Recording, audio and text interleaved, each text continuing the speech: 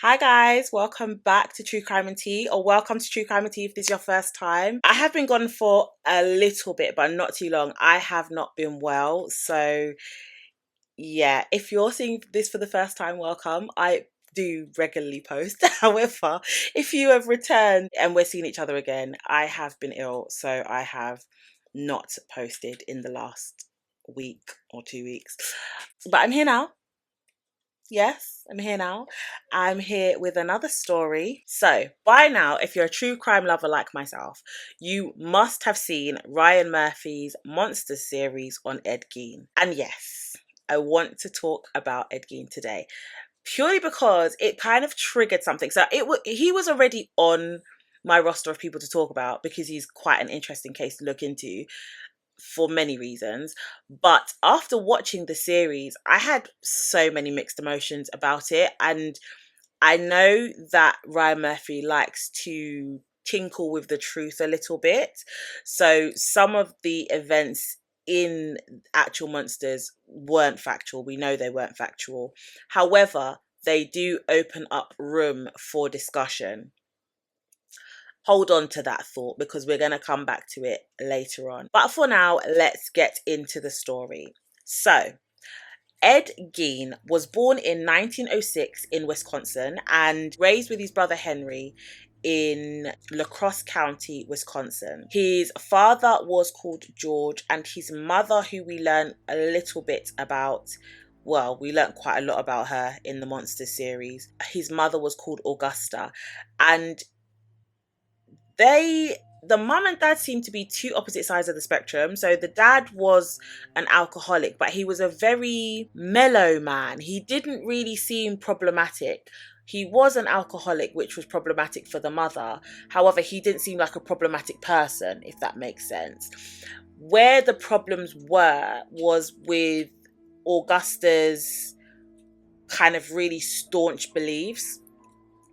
She was very much the strict, authoritarian Christian woman, and everything that you think comes with that. So she was quite strict, she was quite staunch in her beliefs. She didn't really seem to waver on some issues, and because of these beliefs and the way that she felt that initially where they was living wasn't the right place to raise the sons, and they eventually moved to an isolated farm in Plainfield, Wisconsin. And they moved there when Ed was a child, based on the fact that she was obviously a devout Christian, but she was also very controlling of her husband as well as of her sons, Henry and Ed. There were some reports, so even though I did say he was not problematic, there were some reports, however, that George used to beat the boys. And I don't know. Some reports said he did. Some reports said he just was not really. It wasn't much of anything in the household. It was very much Augusta's rule, Augusta's law, or nobody's law.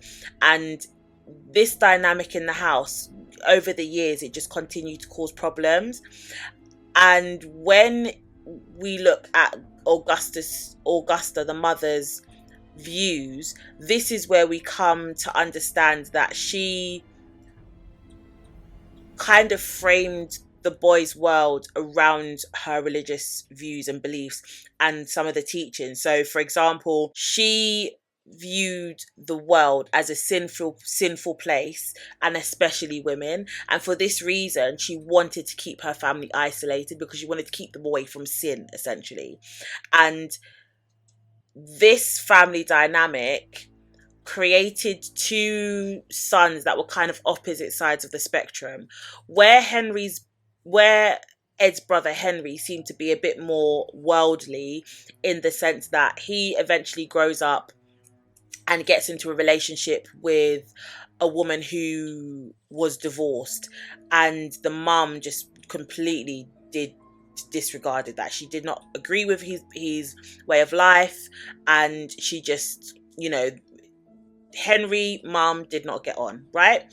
And then you had Ed, who was very much the mummy's boy and didn't seem to think for himself. He allowed his mother to kind of think for him every step of the way.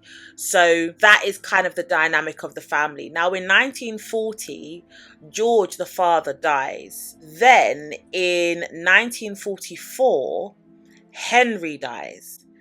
This is where I want to kind of cover something that was shown in the Monsters series. Now, when Henry dies, the known story is that Ed and Henry were working in the farm. They were just, doing what they needed to do in the farm. And then a fire, they had set a fire because they wanted to burn some brush or something like that. And somehow the fire got out of hand. Henry and Ed got separated, and Henry went missing. Fast forward to when they find Henry, they found him, and he was kind of like, he was around where the fire had taken place.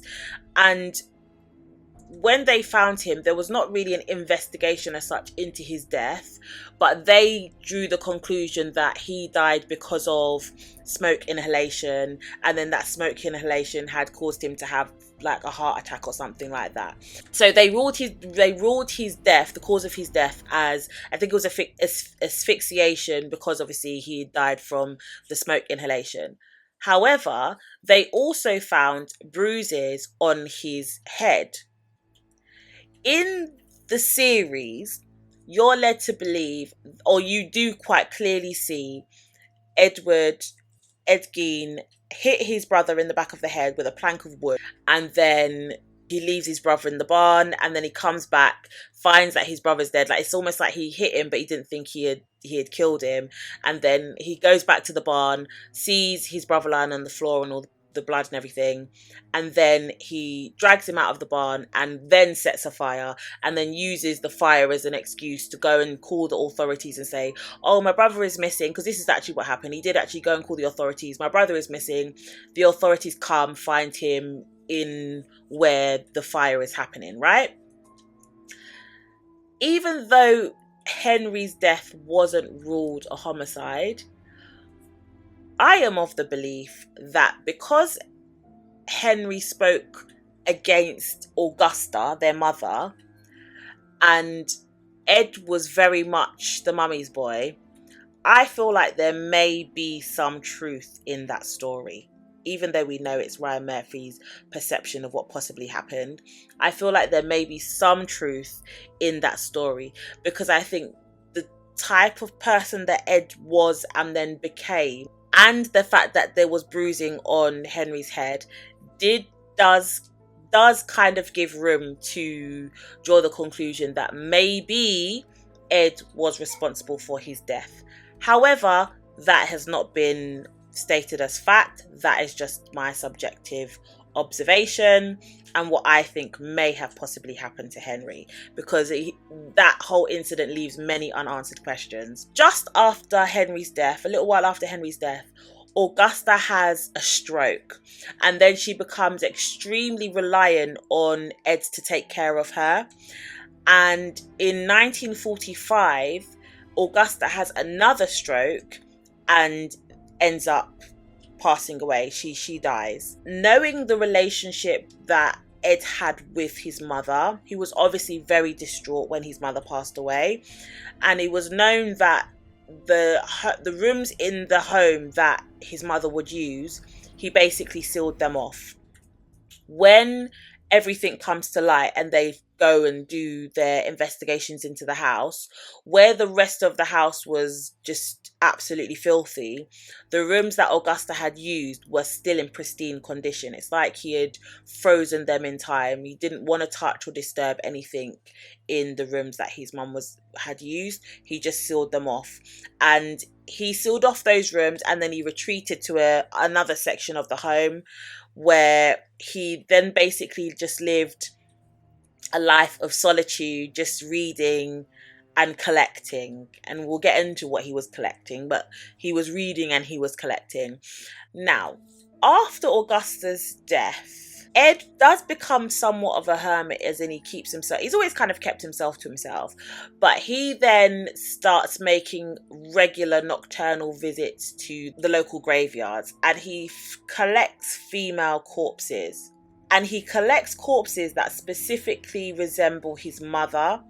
And in the series, you're led to believe that because he couldn't dig his mother up, that's why he then dug up other women that looked like his mother. What he would do is he would dig up these corpses and he would collect certain body parts or pieces from the corpses, and he started to build a bit of a collection in his home made from the corpses that he collected. So he would become known to be a grave robber. He wasn't robbing luxuries from the grave. He was literally just going in there for the corpses so that he could use their body for nefarious reasons, which is really gross, because some of the scenes in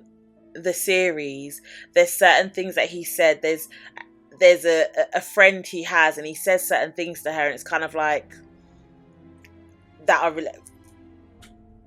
but yeah, he would make things out of the body parts. So police caught on to the actions of Ed Gein in 1957, 12 years after his mum died. And this was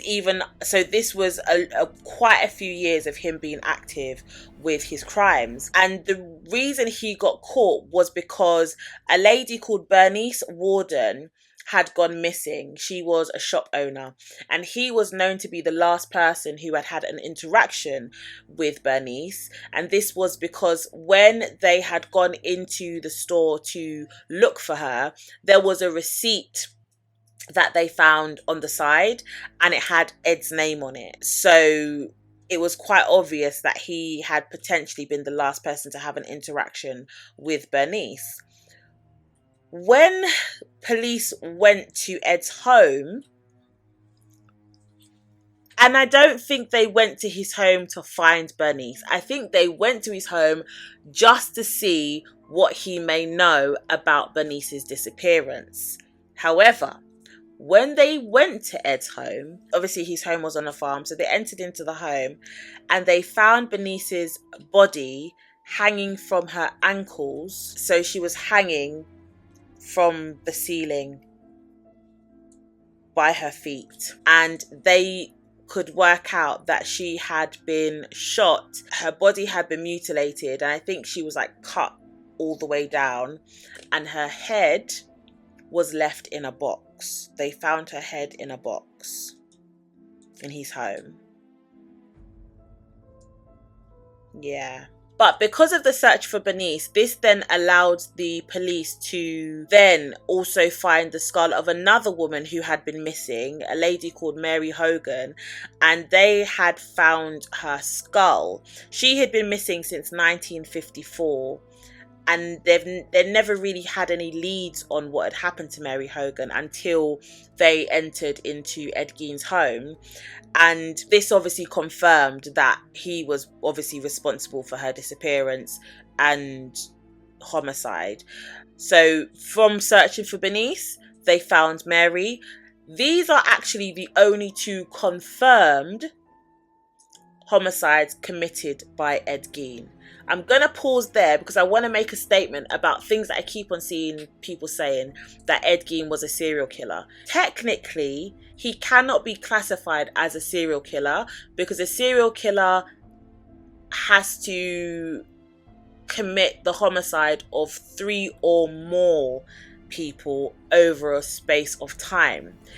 Even though Ed is suspected of killing more than, I think it was about 7 people, he is only actually questioned and convicted on the homicides of Mary and Bernice. So technically he's not a serial killer.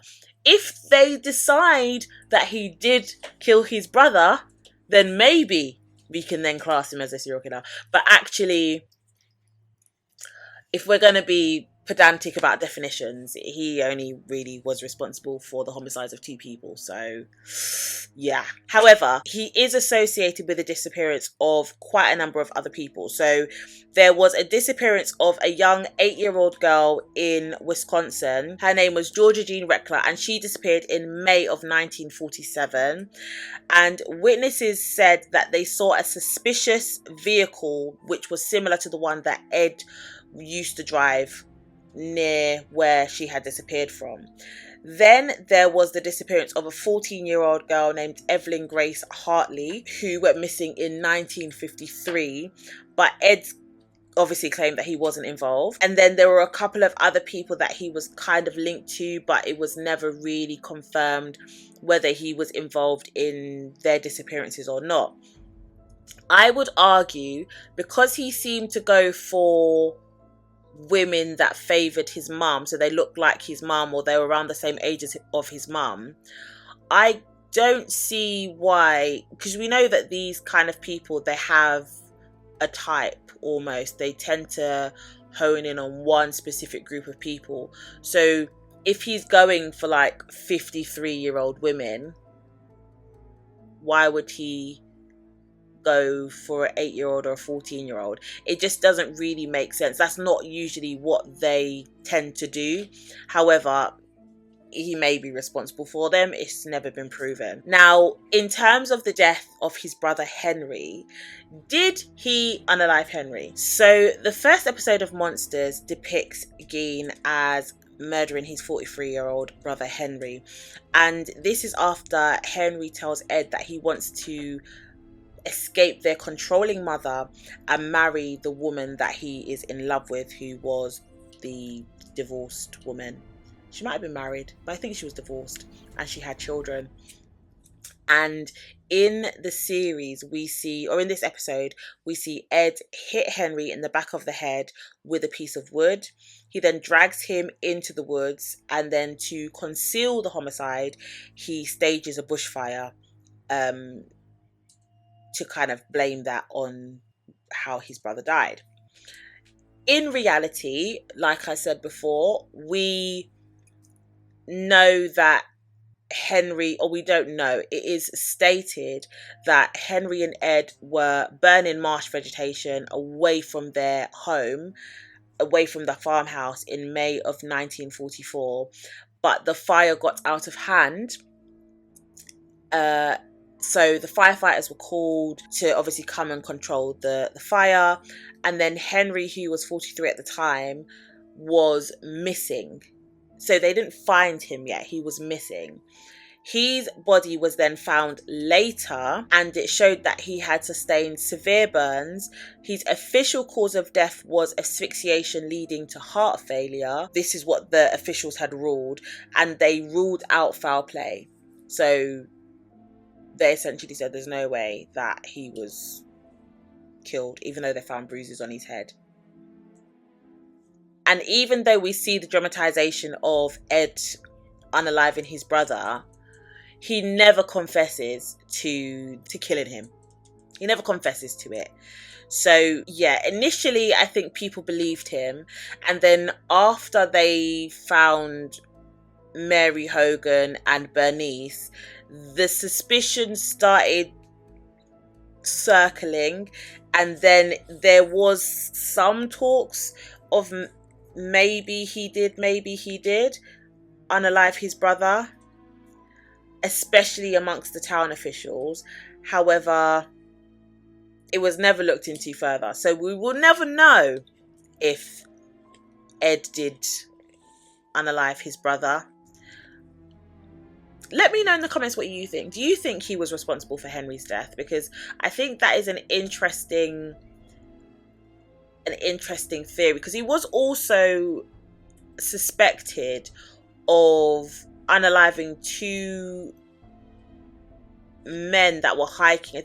I don't think they were hiking, they'd gotten lost, but they also went missing on or around his farm. So he's also suspected of those 2 homicides, but he never confessed to those. So now, because of Warden's disappearance and then subsequent reappearance in Ed's home hanging from the ceiling. This then allowed investigators and law enforcement to arrest Ed. And when they entered the home of Ed,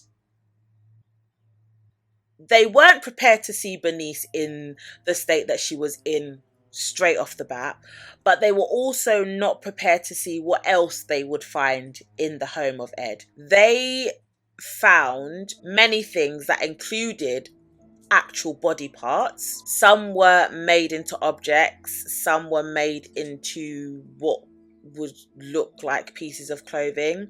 There were skulls that he was using as ornaments and bowls. The list of things. So there was a wastebasket made from human skin. There was chair seats that were covered in human skin. There were skulls that were used as decorations for bedposts. Several female skulls, some of them with the top sawn off. There were bowls. There were skulls that were made into bowls, as in like soup bowls that you eat from. A corset made from a female torso, skinned from the shoulders to the waist. A pair of lips on a window shade drawstring. 4 noses, a belt made from female nipples, 2 vulvas from teenage girls. Oh, so that kind of negates the thing that I said about him not going for younger women. 9 women's genitalia in a shoebox. Bernice's warden's heart in a plastic bag. Bernice warden's head in a sack, or in a box in a sack, in a sack in a box. Masks made from female faces, and leggings made from human leg skin. Just let that sink in. Because though he's not responsible for unaliving a large number of people, he was robbing a lot of graves to get these things. I don't want to call them things though, because they were people. They were pieces of people. And the craziest thing of that whole list, the thing that got me, was the lips that he was using as a drawstring on the curtains. Like who thinks of that?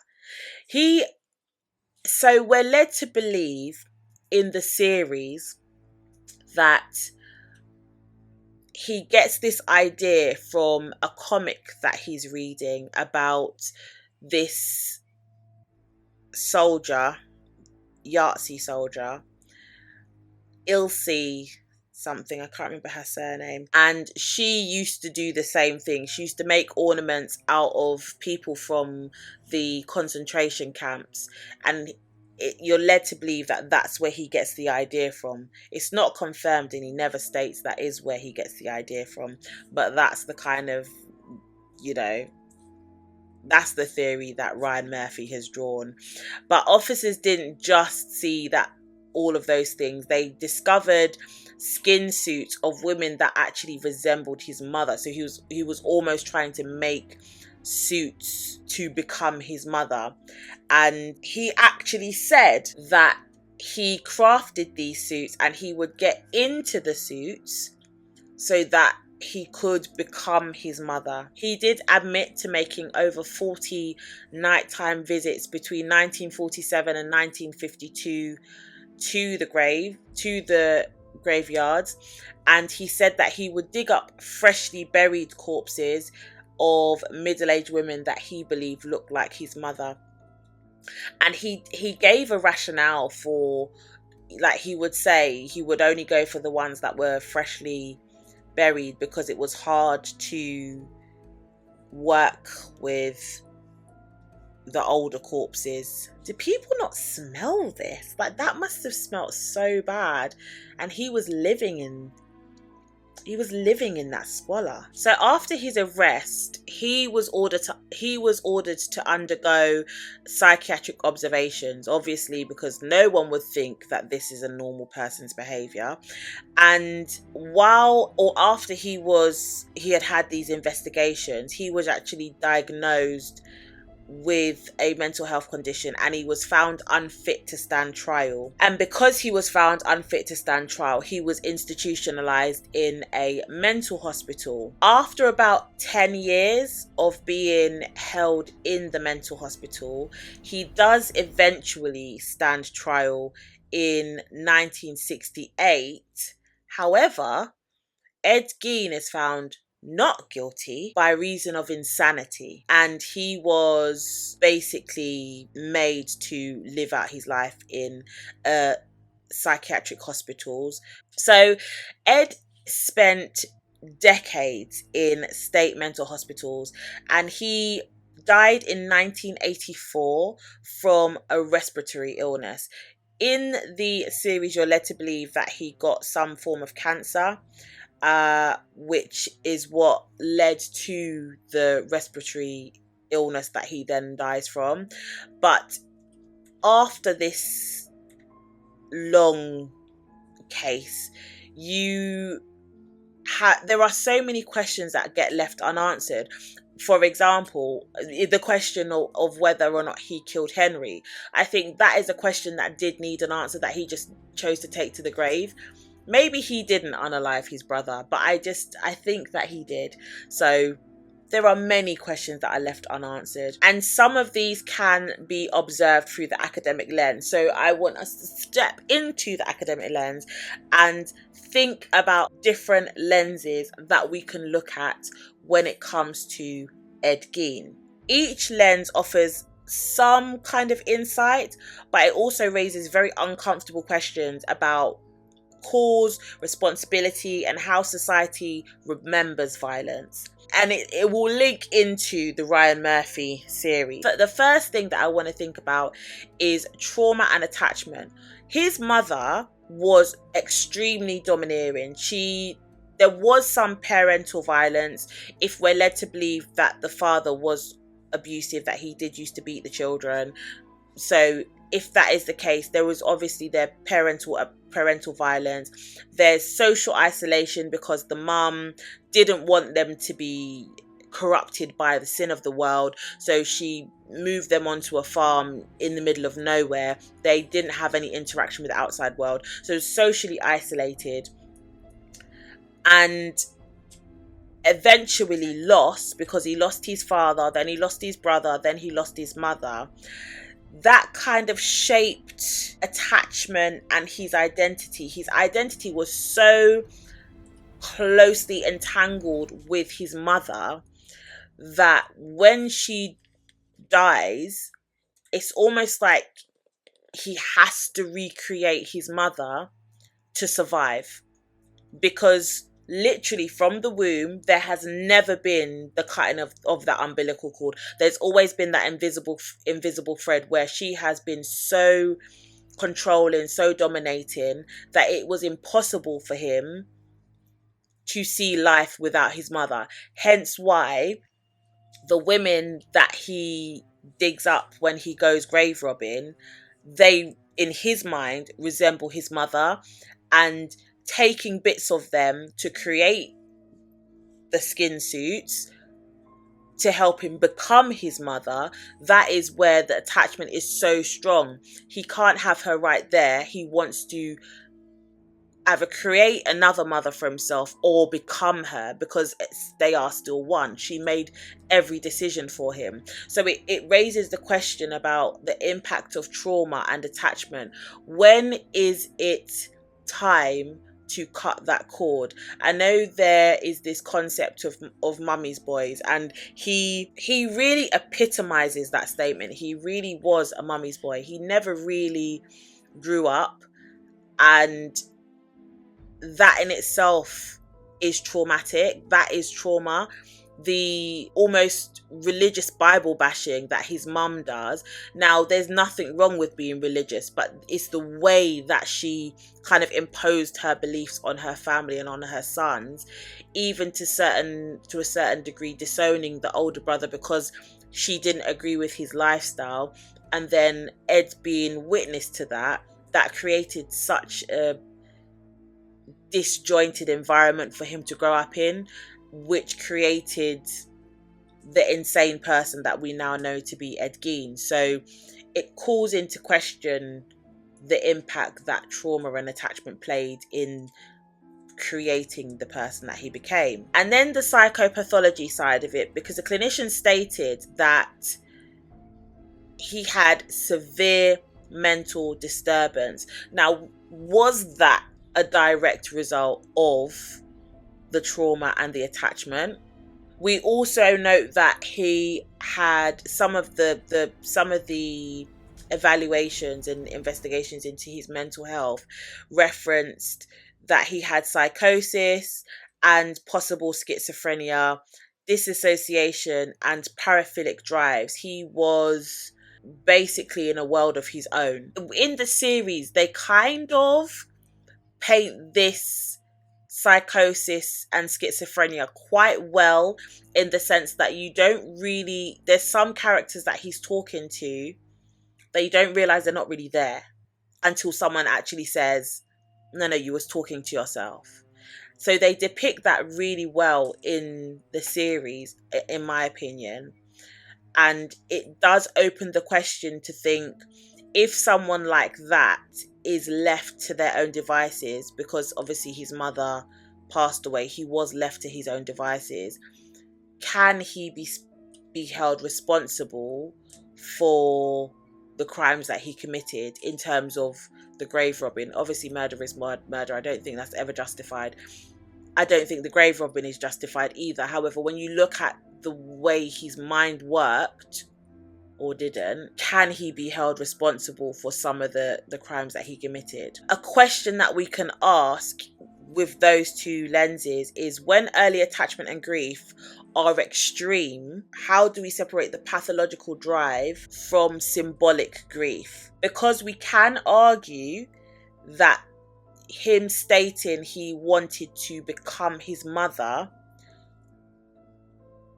was kind of a symbolic grief. It was, he's not gone through the 5 stages of grief, and the only way that he can grieve his mother is to become her, because then she never really leaves him. So how do you separate that? And then second to that question, there's another question that we can ask. Can a ritualized attempt to recreate a lost attachment, so his recreation of the lost attachment is the woman's suit, can that be read as grief, fantasy, sexual pathology, or combination of all the three? Was this just a sexual perversion? Was that the reason why he was recreating the mum? Or was it grief? Was it fantasy? I don't see how it can be fantasy if he literally just disassociate, like he has psychosis and he is schizophrenic. So is he just physically disassociating from reality? I don't know if that can be fantasy. I don't know, actually. Now, because of Augusta's social exclusion or seclusion of the family, they did not have conventional ties to anybody. So they wouldn't have had the normal social interactions with the people around them. And some sociologists have actually used Ed Gein to illustrate weakened social bonds and how deviance can incubate, it can create isolated networks. I would argue there was no network for Ed Gein. There was just his mother. And for a certain period of time, there was his brother, who was the connection to the outside world, because his brother was coming and going freely. But I think once the mother is gone, there is no network. There is possibly a network that we're going to talk about when we talk about the series. But as it stands, as what information that we have about Ed Gein, there was no external network for him. It was him and his mother, and then his mother was gone, so it was just him. So he's been used as a very good example of how that social isolation can create quite a disturbing isolated network where you literally just you on your own island. Now, I'm not going to focus on this too much because I think I've focused on it so much in other cases, but the legal defense, like the insanity defense and the legal responsibility. Obviously, he was found unfit to stand trial initially. He did his decade in the mental hospital, but his case does kind of amplify the kind of tension between a psychiatric diagnosis and legal standards of culpability, which can then influence the debate about competence. Yes, I know we just have this blanket term. We know what he did was wrong. That's not what's up for discussion. We know what he did was wrong as just normal people, right? However, when you think about the diagnosis of, I don't know, psychosis, schizophrenia, and all the other things that he was potentially diagnosed with, again, the question is, legally, he's incompetent. He's unable to acknowledge what he did was wrong. And to us, it may seem like he never got punished because he got to live out the rest of his life in a hospital as opposed to behind prison walls. However, you are also kind of led to believe that the hospital is a form of punishment. But then for someone who doesn't understand what they've done as wrong, they're not going to understand the punishment. Does that make sense?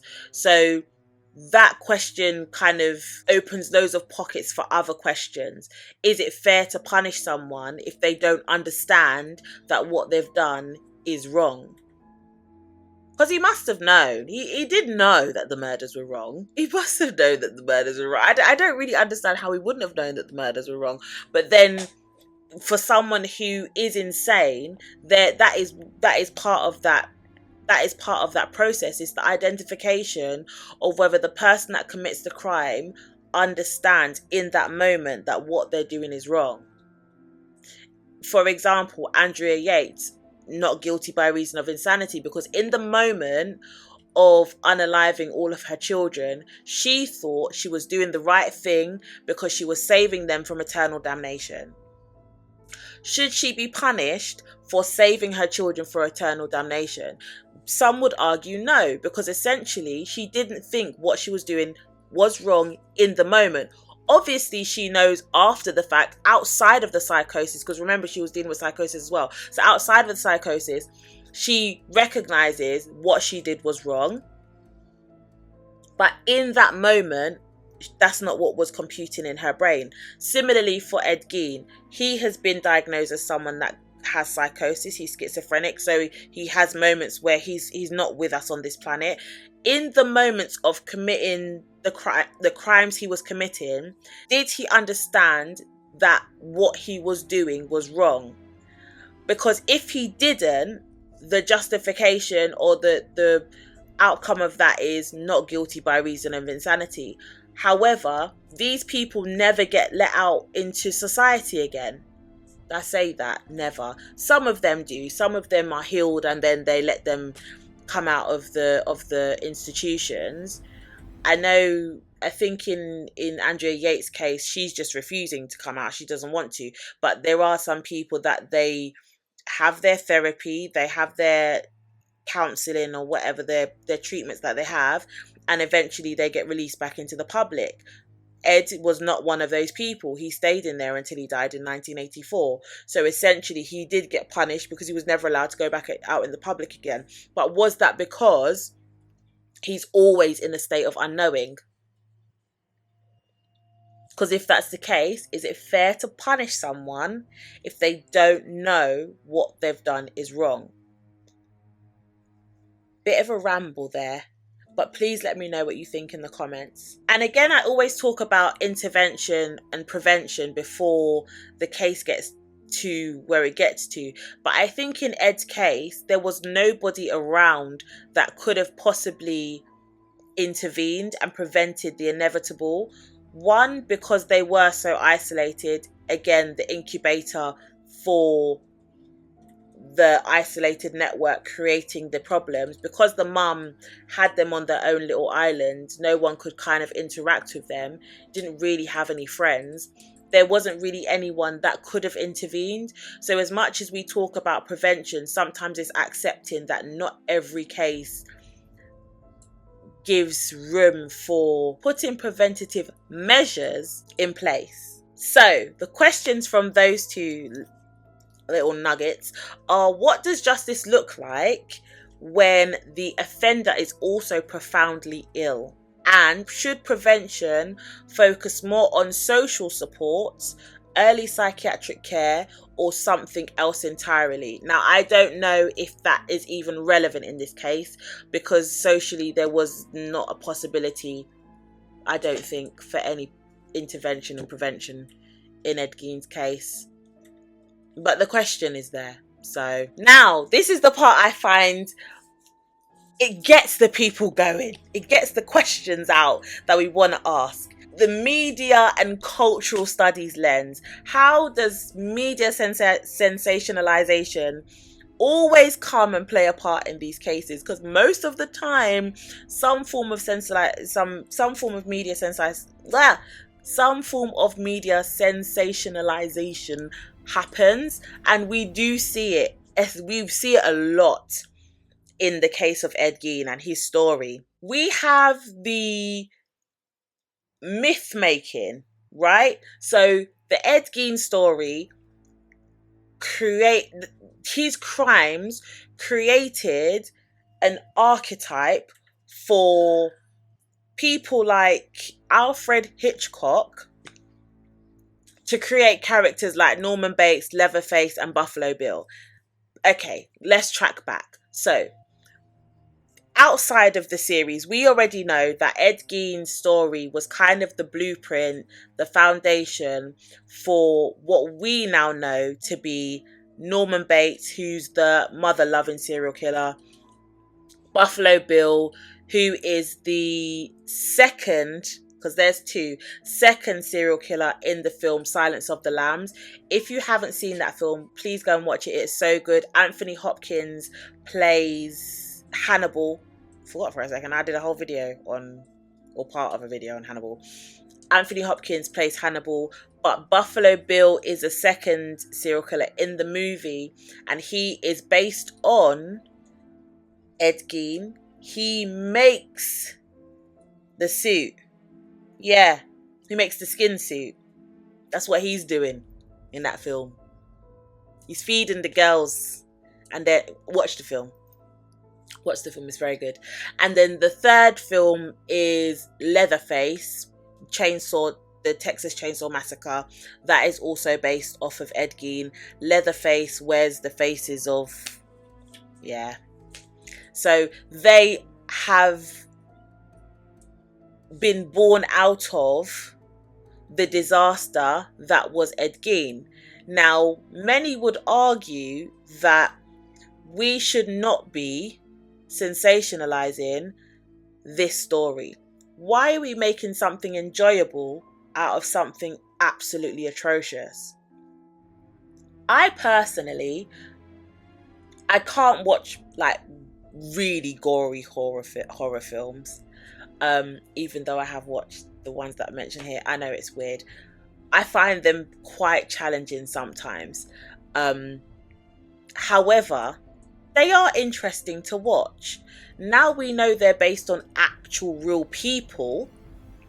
How does that make you feel when you watch it? Do you watch it with a side eye? Because essentially is that what should happen? Ed Gein's story essentially gave birth to the template of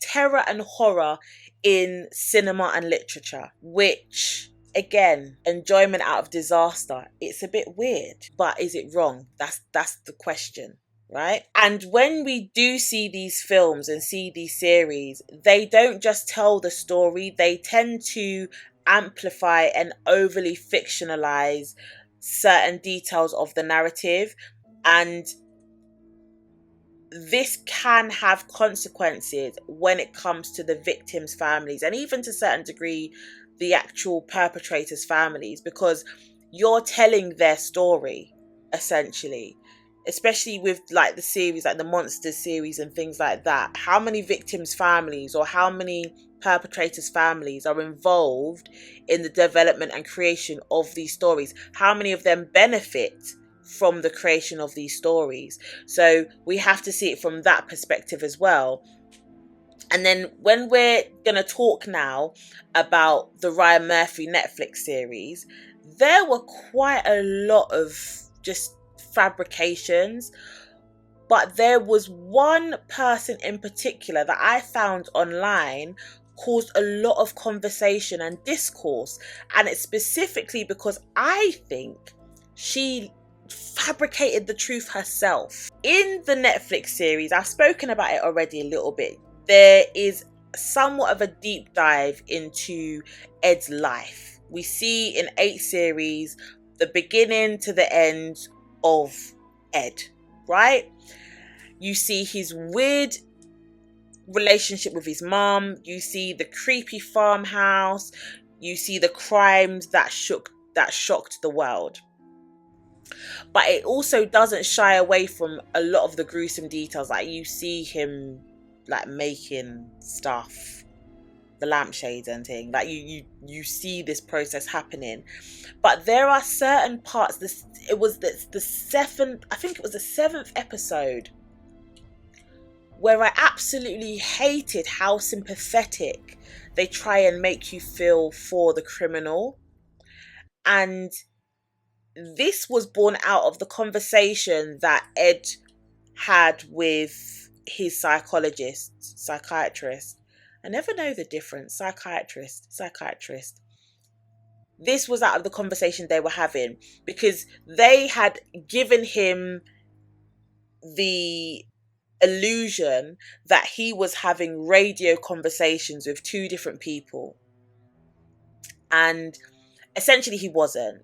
But it was the psychiatrist sitting with him and saying, no, the reason why is because you're this, and they made you feel really, well, I did feel quite sympathetic to him in that, and I absolutely hated that. But then this is the emotion almost that they're trying to evoke from you, because I find that with Ryan Murphy's monster series, I find that he does that quite a bit. He tries to make you sympathize almost with the criminal. He definitely did it in Monsters Eric and Lyle case, and he definitely did it in Dharma, because after Dharma I had to go back and do more research, and I was like, no, what we saw on there was not that person. So he does seem to try and get that bit of empathy from you in these cases.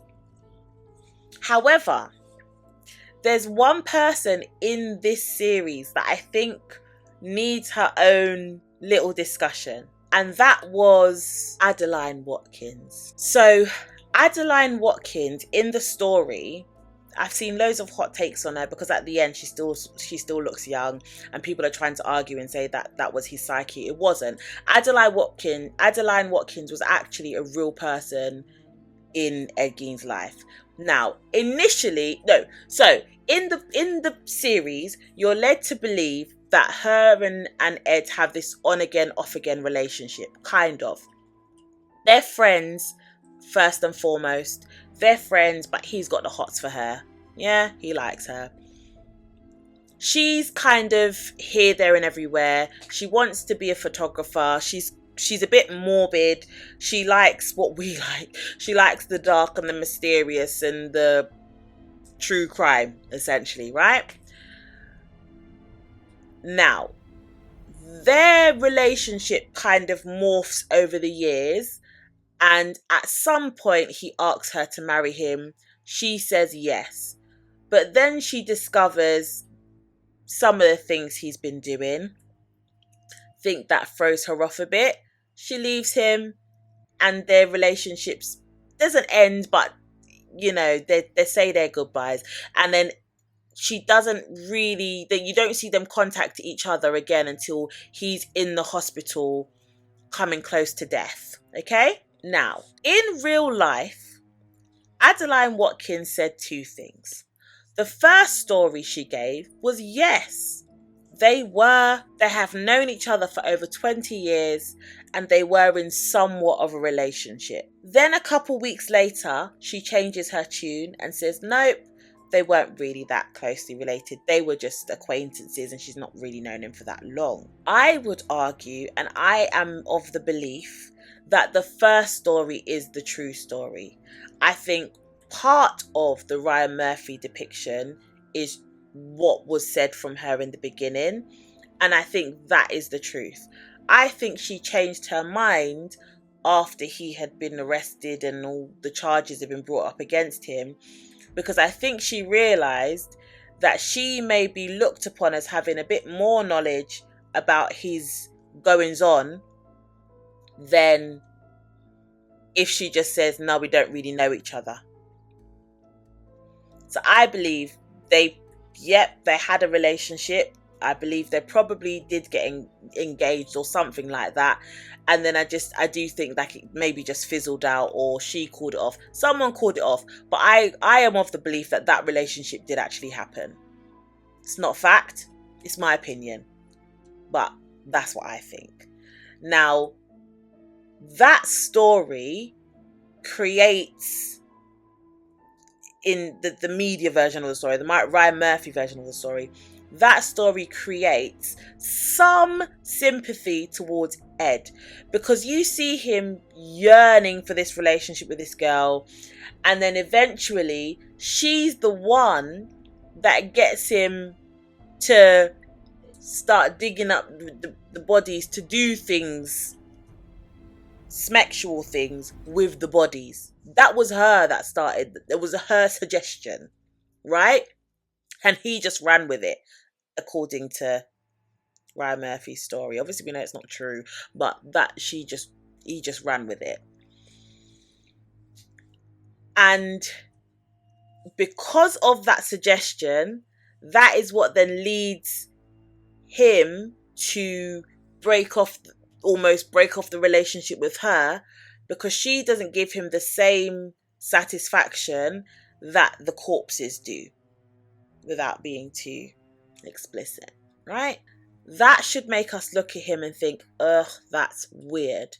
But that part of the story that gets fictionalized and is quite dramatic when we're watching it, again, it irks a little bit of sympathy for him. And the whole point of this is to say, should these programs that are being created, should they be being developed with this kind of sensationalizing of the violence? When it comes to true crime that becomes entertainment, who benefits and who is harmed from the stories that get told from the director's perspective and the writer's perspective? Is it more harmful than good recreating these stories, the true crime stories? And then when they turn real violence into fiction, they turn Ed Gein into Norman Bates, or Ed Gein into Buffalo Bill, or Ed Gein into Leatherface. Does that desensitize the viewer, or does it illuminate what really is happening? And I would say a little bit it desensitizes the viewer, because they're looking at it for entertainment. But some may argue otherwise. Again, let me know what you think in the comments. So, the Ed Gein story. His story ended in 1984, but we are still talking about 1984 in 2025.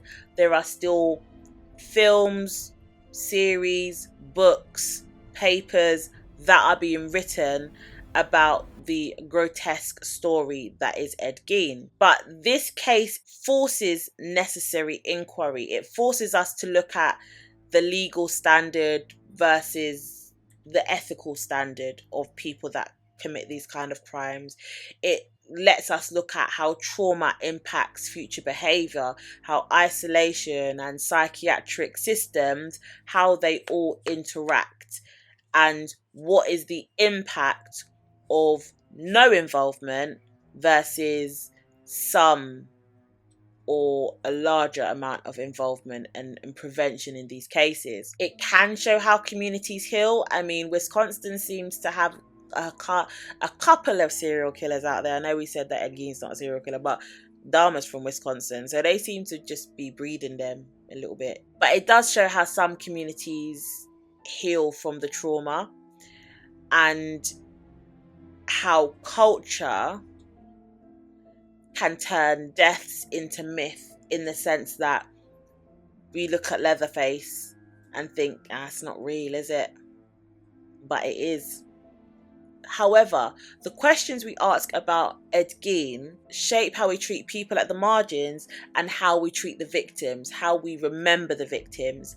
Because essentially, the Ed Gein story overshadows the Bernice story, overshadows the Sarah Hogan story, it overshadows to some degree Augusta's story, if she can tell her story, because I think she was 100% to blame for the way he turned out, personally.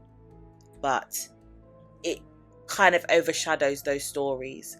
We will forever know Bernice to be the woman that was found hanging from Ed Gein's kitchen. I think it was in the kitchen. We won't really know her backstory because that's how we was introduced to her. So these stories do raise the question on how we shape the perceptions of the victims and how we treat the victims. We can also ask ourselves, if the goal of studying Ed Gein and cases like Ed Gein is to prevent future harm, what should we change first? If anything, what needs to be changed first? Is it the social support? Is it the mental health pathways? Or is it just the way that we consume these stories about the violence? Because obviously this is true crime and tea. We talk about true crime, we talk about the cases. Yes, we talk about it, looking at it from an academic lens, but essentially we're still rehashing those old wounds, so to speak. We're talking about the perpetrator, not so much talking about the victim. Maybe I might do some from the victim's eyes, but generally these stories, we're talking about them. So what is the goal of studying cases like Ed Gein? And I'd like to know, what lens, if any, has changed the way you understand this case? Was it the trauma lens? Was it the media sensation? I can't say the word, I don't know why I choose to say it. Was it the media sensationalization and fictionalization of the case? What lens adapted maybe the way you view this case? And that's it for today, guys. I will be back next week Wednesday with another true crime and tea video. I may rebrand because I'm supposed to be drinking tea when I do this, and I've not had tea in like the last 2 videos. And I know when I did the video with Jay, I didn't have tea, the one on the Menendez brothers. I didn't have a cup of tea or coffee or just a drink in general. So do I need to rebrand true crime and tea? But it's not just drinking tea, it's true crime and academic tea. There you go. We got true crime and academic tea today. So the academic tea was the lenses we looked at today. As usual, guys, if you like stories like this, if you like true crime and you like true crime and academia and you want to look at it through a different kind of lens, don't forget to subscribe, like, follow, engage. Engagement is always key on these posts. They help me out tremendously. And as I always say, this is an analysis of this case through an academic lens. By no means am I trying to belittle, negate, or disregard the heinous acts of these individuals. It is all an objective view, sometimes subjective, but mainly an objective view of these cases and some of these systems that may be impacted from some of the cases that we talk about. But I love to hear your opinions and your thoughts and your objectivity in the comments. So please do engage and answer some of the questions in the comments, and I will see you in the next video. Bye. TV. Oh, and there's the toilet. Yeah. This is what happens when you don't have a studio to record in or an office space to record in. Yeah. People walk around and make lots of noise while you're trying to record it, even though it's past bedtime. Even though it's past bedtime. putting preventative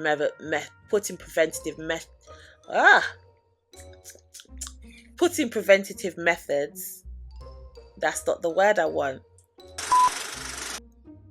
Alfred Hitchcock. My gosh, that's really hard to say.